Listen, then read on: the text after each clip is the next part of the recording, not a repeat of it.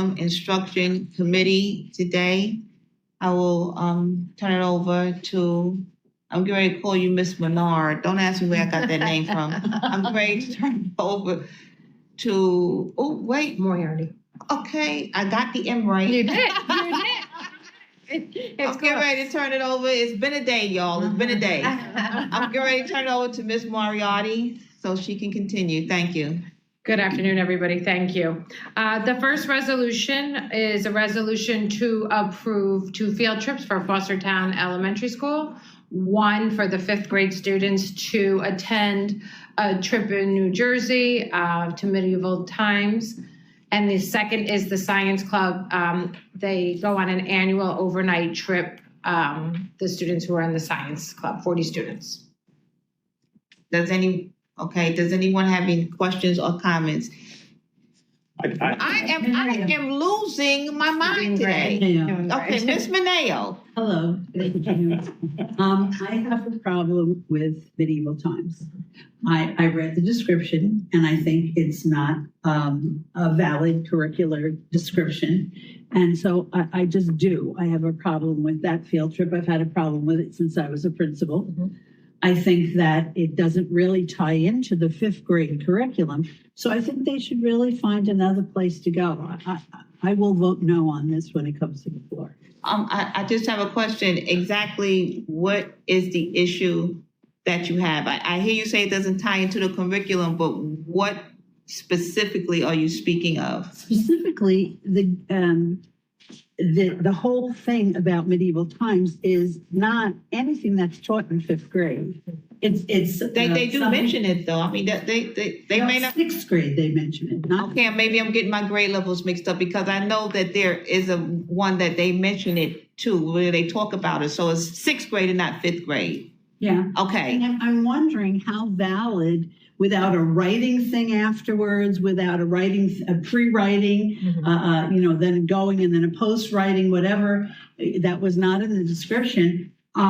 It doesn't help me to say that people jousting are going to be part of what, and eating large chicken legs or whatever they are, turkey legs, are valid in an educational setting. Thank you for sharing, Ms. Mineo. Yes, Mr. Dior. My question was exactly similar, not as long, but I was trying to see how this ties into. It's a fun place. I think I went there one time with the kids, but I'm trying to tie it into the curriculum. Educational right. Fit. But you're saying 6th grade can go on that trip because 6th grade. It depends on how it's presented and how it's tied into what they're teaching. Okay. Yes. So is it okay with the committee if I bring the concerns, because to be honest, I have similar concerns, back to the teachers at Fostertown with a review? We have until June, so we have time to go back for further conversation, alignment to curriculum, and find out what the pre and post activities would be to the field trip. Okay, that sounds good. Okay. So we will postpone that one. And any questions about the other field trip? This is just Science Club kids. It's not the whole 5th. No, correct. It's from the Science Club. Thank you. Going annually. That's sad because it should be all 6th grade. 5th grade. So that's a great team building exercise for kids at that level. Okay. Any other questions or concerns? Okay, let's go to the next one. The next one. This is a resolution to purchase furniture for GAMS. Gidney Avenue School for their AIS classrooms, and it needs approval for federal funds. Are there any questions or concerns about this? I do. Yes, Mr. Dior. Competitively bid? So that's a great question. I don't believe they're competitively bid, but we have specific places from which they have that have been identified for the district through the purchasing agent of where they can order from. Okay. Am I accurate in that? State contract. State contracts. Oh, okay. That was my next question. Okay. So they're state contract. Yeah. Sure. Thank you. Yes, Ms. Beneo. Teachers love kidney tables, the kidney shaped tables. They adore them for some reason. And so this is really nice that we're able to get some more in the building. Yes, they're great for teaching elementary school for sure. Thank you. Are there any other questions or concerns? Okay, let's go to the next one. And that would be me. Yes. We have resolution for a music teacher and is to attend a conference. Sorry, I didn't mean to clap, but it's about time. Sponsored by NISMA.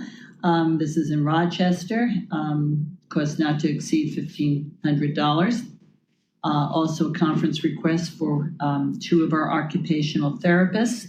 This is to attend the American Occupational Therapy Association annual conference, recommended by Mr. Bear for these OTs to participate.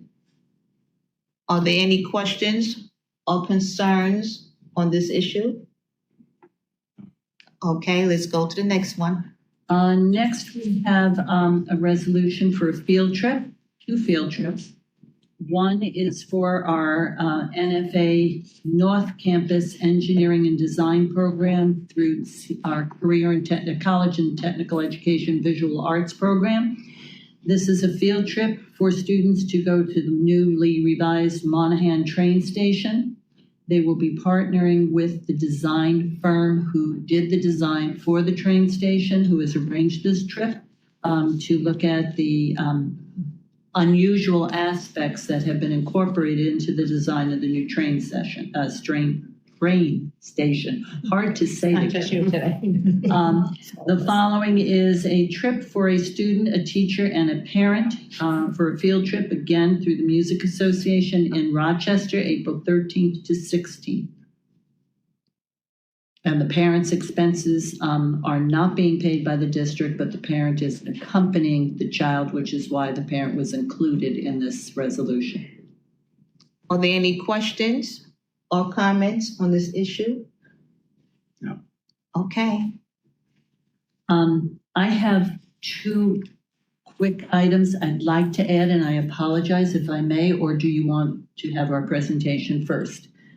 You can go ahead and mention them now. Okay. The first is that I would like to ask permission to bring this Tuesday at our board meeting 2 coaching appointments to the board's attention.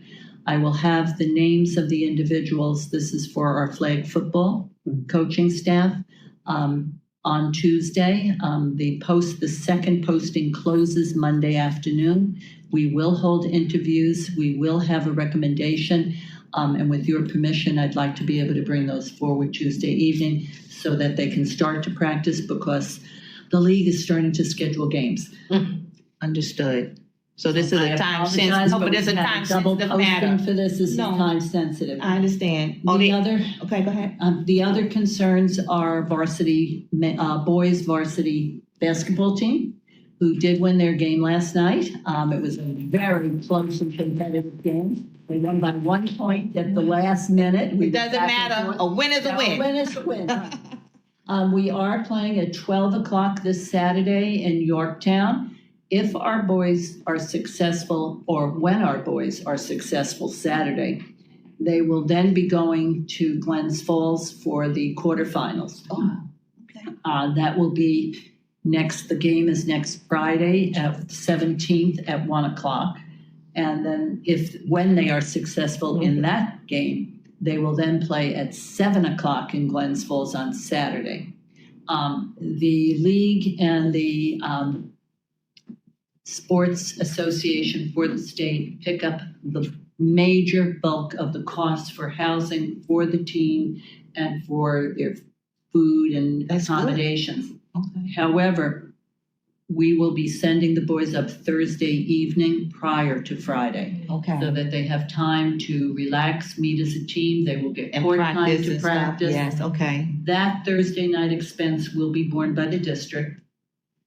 We will be sending our cheerleaders up on Friday for the game. The girls will not be staying overnight. They will come back Friday. And when our boys are successful on Friday, the girls will also go up for the Saturday game. Okay. Saturday, the boys and the girls will come back on the same coach bus. So that will be a cost savings. Okay. But I wanted to bring that to your attention, even though it is an overnight trip, but it is part of our extended sports season. But I wanted to bring it to your attention, even though we don't need to have a board vote on it or a resolution. Okay. Do you have any questions about that or? Any questions or comments? Congratulations. All good. That's it. Yes, Congratulations. yes, congratulations for sure. Thank you Okay, very much. you're welcome. So at this time, as the committee's aware, we've been highlighting a director each month to highlight the work that they're doing in their department and their content area. And so today we have Dr. Martinez Morales to present to you. Thank you for your hearing. Good afternoon, everyone, Madam Chair. The following presentation is about the language acquisition programs. They're hard copies if you guys want them. The programs for English language learners, as well as the world language department. Next slide, please. This is an overview of our current enrollment of ELs in the district. About 18% of our total student population are English language learners.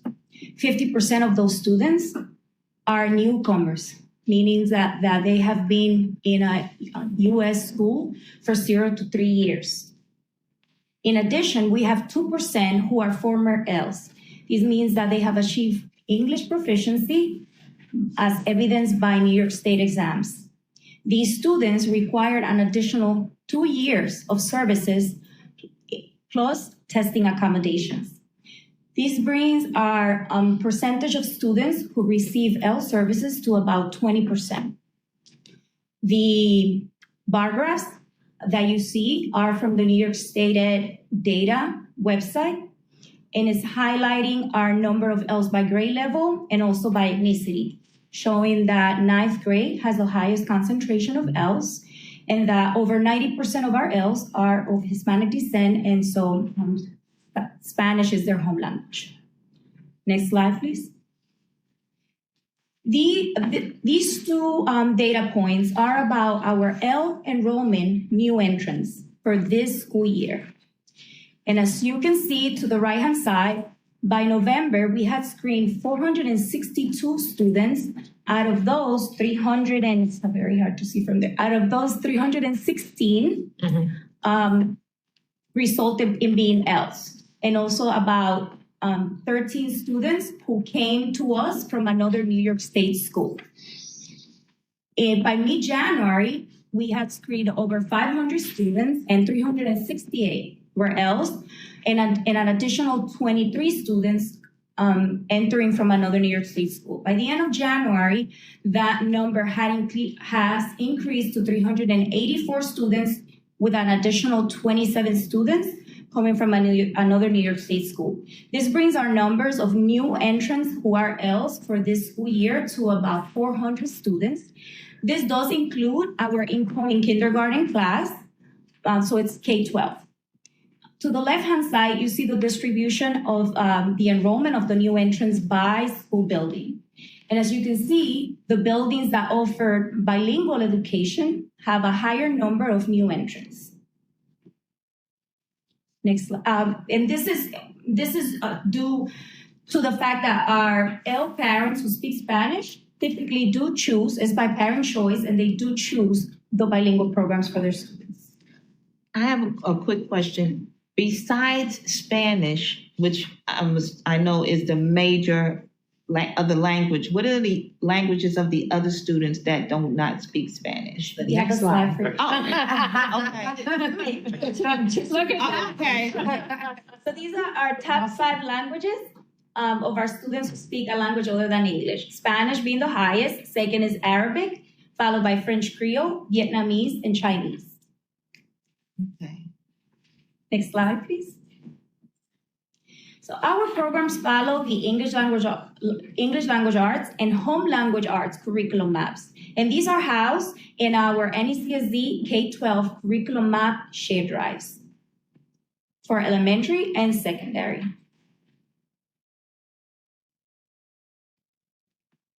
Next slide. Our ENL programs offer ENL co-integrated and ENL standalone. For the ENL ELA co-integrated, we follow obviously the ELA standards and curriculum maps. And in addition to that, we use as resources the NYSESLA targets of measurement, or in short, TOMS, and the performance level descriptors, or PLDs. And I will go more into details about these two documents on the next slide. For the ENL standalone, We use ARC, ERLA, the multilingual learner guides, and the toolkits. And we also offer 2 softwares for our newcomers who are entering and emerging. At the elementary level, we use Lexia English, and at the secondary level, we use Rosetta Stone. Just, can you please just highlight the resources that are in Rosetta Stone, because it's not the Rosetta Stone that we would use if we wanted to use the language, correct? Absolutely. These Rosetta Stones specifically for K-12 education. It's not the typical software that anyone wanting to learn a language will use. This is educational. It brings lesson plans and activities that teachers can use and should use offline as their students are progressing in the language acquisition throughout the program. Thank you.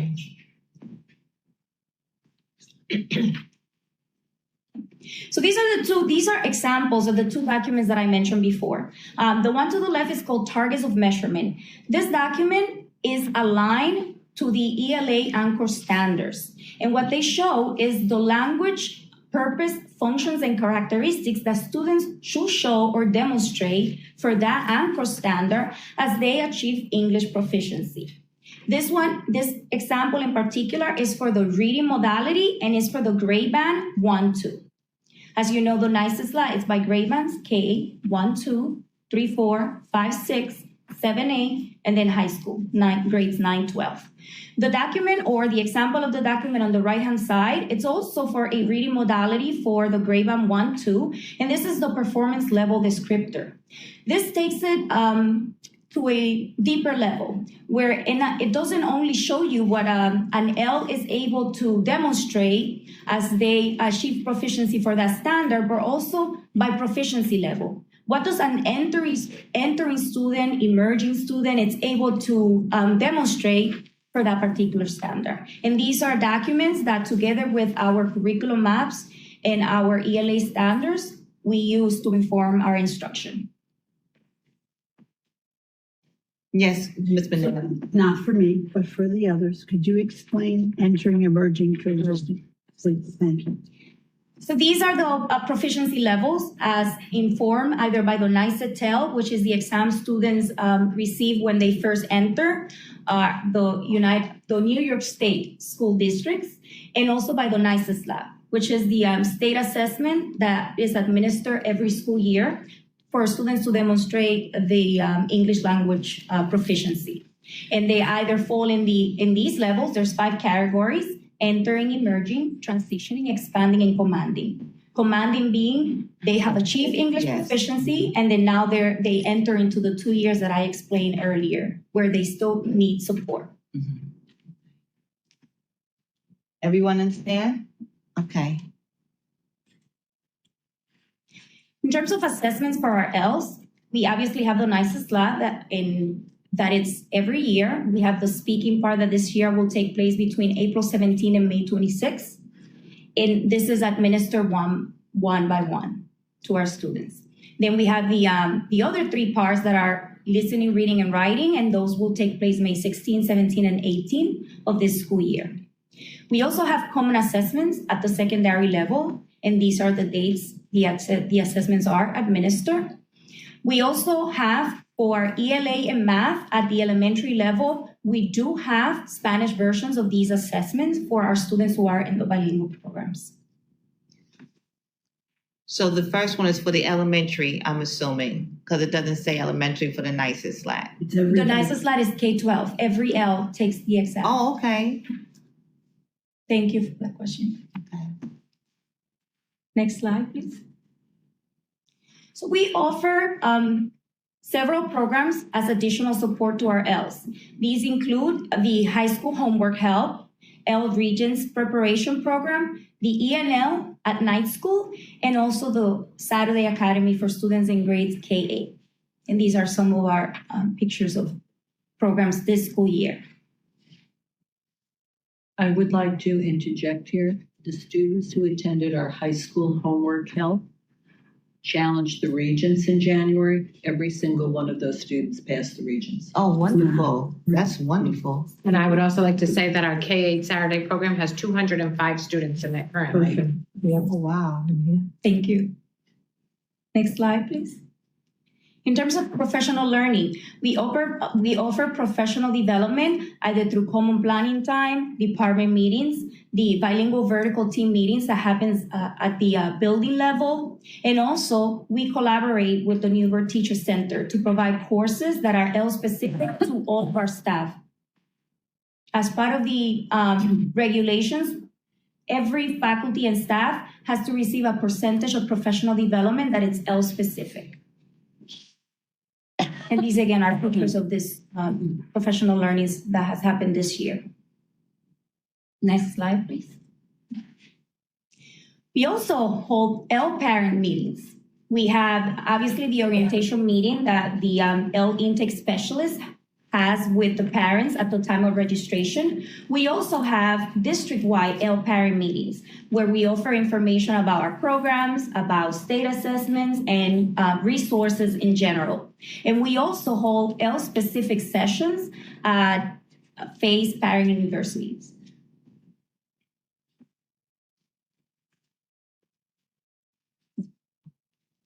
So, Yes, I thought I saw your hand, then you did like this. well, I wanted to ask a question about this section before we go on to the next. Okay. So, Dr. Martinez Morales, looking on slide 3, if you look at Temple Hill, there should be equity between Temple Hill and Meadow Hill, especially in the case of numbers.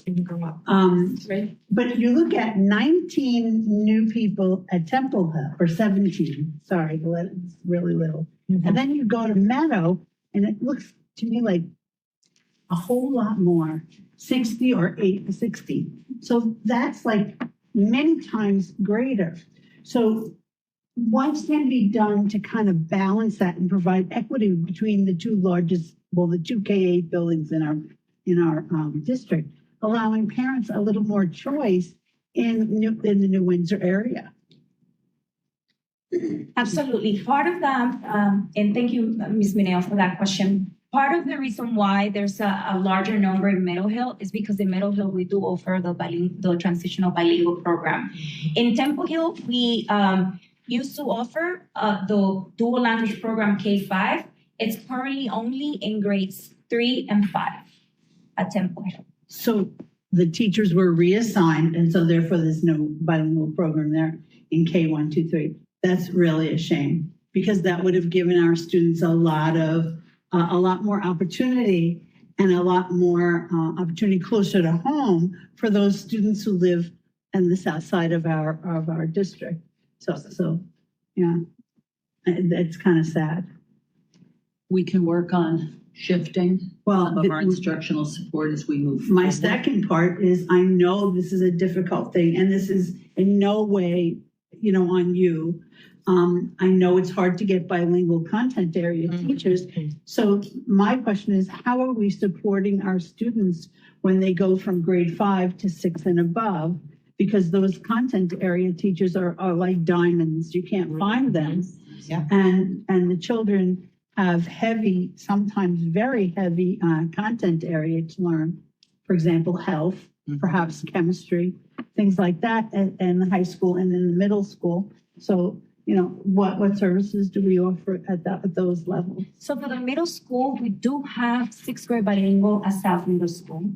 And we also offer social studies bilingual at South Middle School. We have a certified social studies teacher and for the other content areas, we try our best to provide the ENL co-integrated piece so that we can, at a minimum, provide that support. Similar in the high school, we do have offer bilingual math and social studies. And for the science, we have co-integrated science ENL. We continue to be creative to provide support as much as we can, even that there's a deficit in certified bilingual teachers in the state and our country. Okay. Thank you.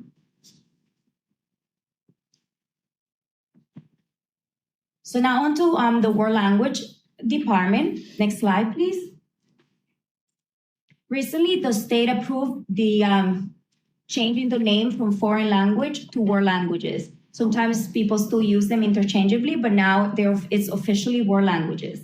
And the state has also approved the revised standards for world languages. As you can see, the 8th grade standards will start in the 24-25 school year, and every year thereafter, the following grade level. So we will engage in curriculum revisions the year prior so that we make sure that our curriculum maps are aligned to the newly revised standards. So that means you're gonna start next year because 24, 25. Exactly. So next year for 8th grade, and then every grade level every year thereafter. Okay. Similarly to our E&L curriculum maps, our world language curriculum maps are housed in our NECSD K-12 curriculum maps shared drives by languages, by grade levels. Next slide, please.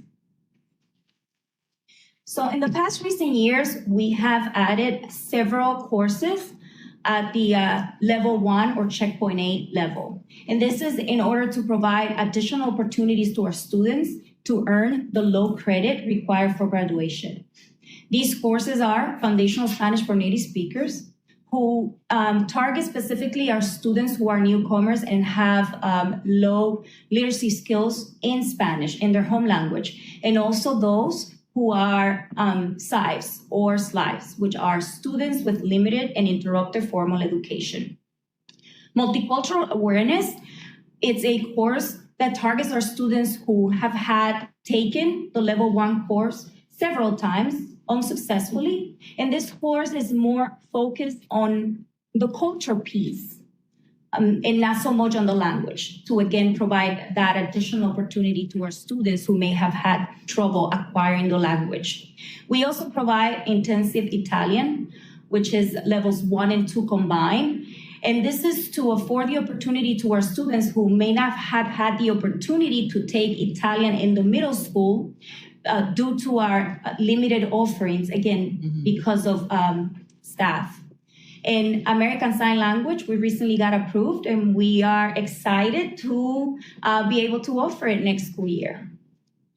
And you have someone everyone who knows someone who has proficiency and perhaps is certified, encourage them to apply. Thank you. Okay, because I was going to say, I didn't know that we had someone that was certified to do that.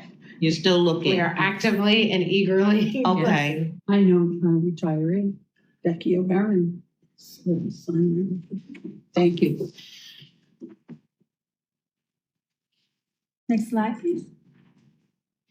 So as I mentioned before, similarly to ENL and especially bilingual, there's also a shortage of low teachers, statewide and nationwide. And so because of that, we have had to make some changes to our course offering. We have had to make some changes to our course offerings for next school year. Spanish 7 and Italian 7 will not be offered in any of our schools. We will still offer Spanish 1 at 8th grade level and Italian 1. We will also continue to offer Advanced Spanish Language Arts, which is ASLA, in grades 6, 7, 8 at Heritage and South. At the high school, we will continue offering all of our Spanish courses and Italian, and also the addition again of American Sign Language, which we'll offer at all of our NFA campus pending enrollment, and also at Heritage and South Middle School. Can you please identify low? I'm not sure if you did or not, if we missed it. Sorry. Language other than English. Thank you. My apologies. Thank you. Yeah. So in our case, these are our Spanish and Italian teachers. So my apologies. Yes. Wait. Is there anything that can be done to have a little equity at Temple Hill for Italian? Is that a possibility? Just to provide a little equity. Temple Hill has no current students enrolled in Italian, so there is no Italian for grade 8. There are no students at Temple Hill currently who would be eligible to take Italian in grade 8 because they did not. Take it in seven. seven. Okay, so next year, you're gonna do it away with it in seven And and eight? next year, we are not offering introductory Italian in grade 6 or 7. We are finishing the grade 8 strand, but Temple Hill has no students. I understand that part, but I'm wondering whether we're phasing out Italian in a way in our middle level. We are. Yes. Okay. Yes. Again, due to Let's teacher stay off shortage. of it. Yes, Due to teacher teacher shortage. Okay. In the Multiple best things. of all worlds, if we had sufficient staff and could adequately staff Yeah. both introductory and upper levels, we would be able to offer it in a more enhanced manner. Right now, we don't. So you're gonna Moving focus on forward. the high school? Yes, because that's where we have to meet our SED mandate. Yeah. And students have the ability to complete either a 4-year or a 2-year sequence, which is required for graduation. Exactly. Thank you. Next slide. These are the world language assessments. We offered checkpoint in January. This past January, we had to cancel due to weather-related school closings. And we also offered checkpoint A and B in June. And this year, it falls on June 20th. We also have common assessments for those courses that end in a checkpoint. And these are the dates for those assessments. Finally, those courses, the courses that do not end in a checkpoint end in a culminating activity. And these happen in June. I have a question. So the test that they missed in January, will they be able to make it up?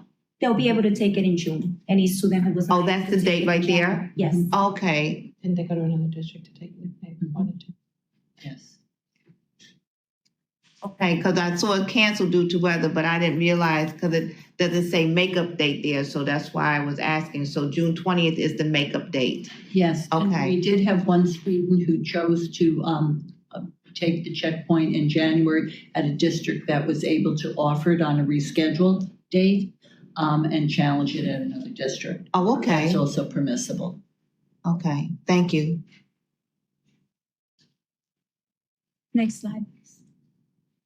We also offer professional learning to our world language teachers, either through common planning time or department meetings.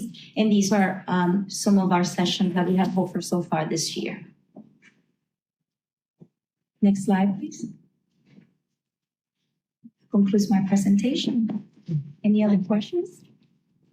Any questions? No, I'm good. Concerns? That's good. Thank Okay. you. Thank you. Thank you. Thank you very much, Jess. That Okay. concludes our agenda items for this afternoon. Okay, if no one has any questions or comments, we can adjourn.